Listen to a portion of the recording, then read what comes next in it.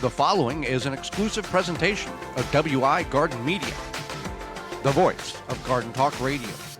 Well, Holly, let's get in the program and discuss, as we're getting itching closer, now some of the places you are already in the garden, but many of the northern areas are still waiting and have significant snow covering. But what can we plant first as soon as the soil can be worked? We see this on the package on many items.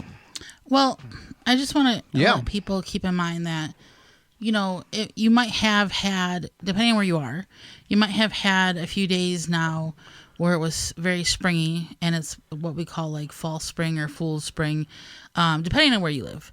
Now, if you live in an area that you know that you could, in the past, get those things into the ground, certain things in the ground at this point, that's fine. But sometimes, like here, beginning of March, sometimes it'll be upwards to 50, 60 degrees, mid-March, whatever, but then... And when we say right here, we're not going to hide our location. We are broadcasting out of the Milwaukee area, and we have stations... Wisconsin. Yeah. We have stations in southern Colorado, all the way to central Missouri, all the way up to Boston, and in the Dakotas. So we are all over the place. So we want to make that aware of that... So it's not hidden from you. Some people will do that. Right. So what I'm saying is that don't let the fool spring or the fall spring... Look ahead. Yeah. But anyway, so... Because we've had February days when it's been 80 degrees. Yeah. Yes. And then the week later it was 25 and snow. Right. So the peas don't like that. Peas don't like that, no. So just keep in mind, if you know like kind of the trends or whatever, keep that in mind.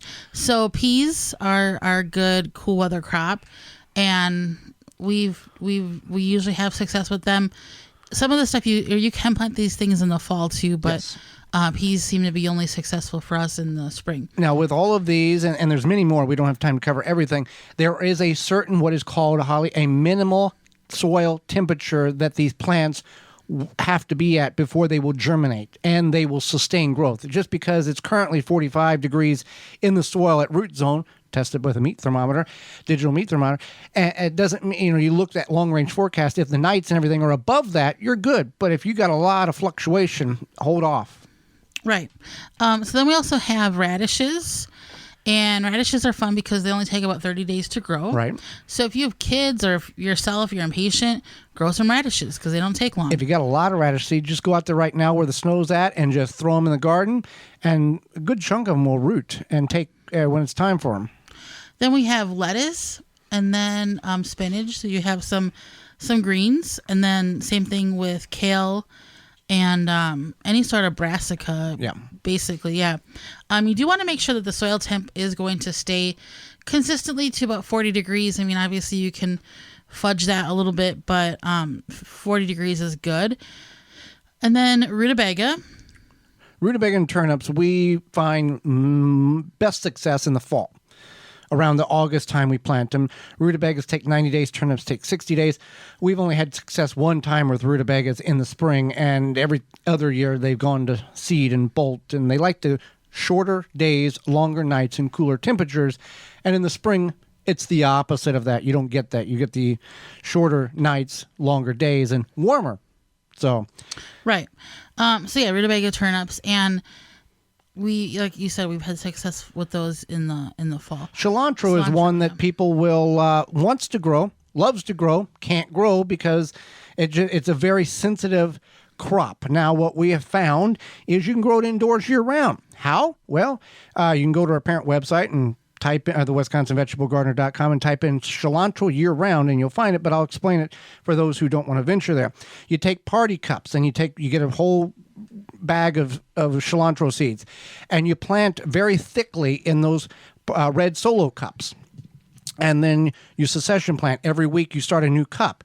And over the course of 4 weeks, you've got cilantro that you put in your south-facing window that you can use. And you can get, we've gotten about 2 cuttings per round or per cup. And it's a very cheap, effective, efficient way to grow cilantro indoors year-round when it can be challenging to grow it outside at any point of the year. And it's a lot cheaper to grow it indoors by getting a bunch of seeds and then going that route than trying to buy the little fregs of or the little spears of cilantro at the store for not cheap. Absolutely. And so then kale is something that you can definitely start in the spring and grow. Now, whenever you've told the story last week and several times on the program, Holly, when it was time to plant tomatoes and peppers and eggplants, it was warm, you just walked in the garden, threw your seeds in the ground, you didn't start anything.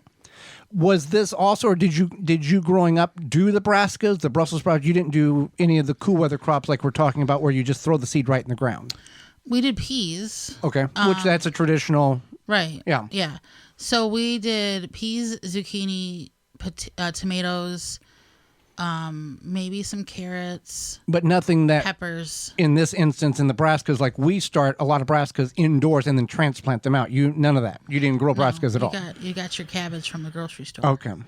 I don't think we ate a lot of cabbage, but we did the warm weather crops, the traditional summer crops, except for the peas, like I said. Yeah. Mm-hmm. So with all of these, now let's the peas on all what we've listed. The peas are the only thing that really would need a trellis or a structure. Peas are very weak stemmed, and you don't have to go and get some elaborate structure in order for them to grow up. You can take limbs that have fallen out of your tree, stick them in the ground, as long as they have something to support themselves on, they can grow up it. Radishes, and you can intercrop radishes with lettuce, and that will allow the leaf miner to eat the leaves of the radish, and most cases leave the spinach leaves alone. So you're kind of you're only going to eat the root of the radish, but you want to eat the leaves of the spinach. So that if you do that and you have problems with leaf miners, which is a insect that incorporates itself into the leaf, the layers of the leaf, and eats kind of tunnels, and then you got a green leaf with a bunch of brown or gray lines, which is not very appetizing in that instant. So you can do that. Now, you don't we soak pea seeds, but if you're looking at spinach, radishes, lettuces, those seeds are so tiny that when you soak them, it's just you're fighting a losing battle. They're so tiny. One thing I want to mention is a lot of people get confused about peas because they want like the really sweet peas. Uh-huh. So if it says sweet pea on the package somewhere, that means you're going to get that sweet pea. Not that the other peas aren't going to be sweet, they're just not going to be as sweet. So that's something to keep in mind. A snow pea, I believe, is just like a regular pea, but if it says sweet, sugar, something like that, that's the type of pea that is guaranteed to be that sweet pea. Right. There's 3 different types of peas, each suited for different types of eating things. There's snap peas, snow peas, and shelling peas. So, and then now, for the fun of that, instead of just having green pod peas, there's purple pod peas, and there's golden pod peas or a yellow pod pea in there. But yeah, there's your eating peas, your snap peas, your snow peas, your shelling peas. And the shelling peas, you may think, oh, I'll just eat the shell of it. It's awful tough. Yeah. I have a question. Yeah. Or maybe a question that we might get is that, how lettuce and spinach and radishes, pretty much all these, except for kale, they will bolt. They will put on their sprouts to seed to correct reproduce, essentially. Right. Say that you don't have enough time to necessarily, because that usually happens around the summer equinox. Not the equinox, the summer solstice. It's solstice, yeah. Yeah. So say you don't think you have enough time to get them to grow and produce in that time. Maybe you've had a late spring where it was very, like you weren't able to get them in too cold. What would you recommend? For the peas, go ahead and put them in the ground as soon as you can. They'll be fine. They'll fight. They'll tolerate it. Radishes, 30 days. You're not going to have an issue with that. Lettuce, spinach, both take about 45 to 60 days.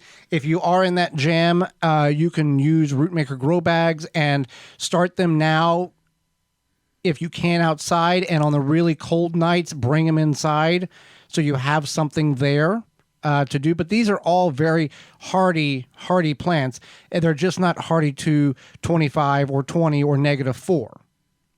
So does that answer your question to some degree? I mean, yeah, I know the answer. I was asking for as a general. As a general question, because some people might not containers. know. Containers. Right. If you really are concerned that you're not, and or plant them in a partial shade area of the garden to trick them to think the days are shorter than what they truly are. That's smart too. Well, we don't want to trick you at all by just letting you buy and prepare your food without giving you the option of getting the best that you can. And Walton's Incorporated has that. Yeah, absolutely. We are brought to you today by our sponsor, Walton's Inc. We know you care about where your food comes from. Canning and preserving your fruits and vegetables is great. But what about the meat? At Walton's, you can get all the equipment, seasoning, and supplies to make sausage, jerky, any other meat product your way to your high standards. You can go to meatgistics.com to help educate yourself on the hows and whys of why meat processing, as well as a community of almost 15,000 users who will help give their opinion and guidance on meat processing issues. If you go to waltonsinc.com, you can find everything from grinders to spices, sausage stuffers, mixers, etc. to go from animal to edible. Walton's is everything but the meat. You can use code GROW50 to save 10% off orders of $50 or more. And they had those digital thermometers so you can test the soil. They wanted you to use it for meat, but you can use it for soil. Dual purpose. For more information, please visit thewisconsinvegetablegardener.com.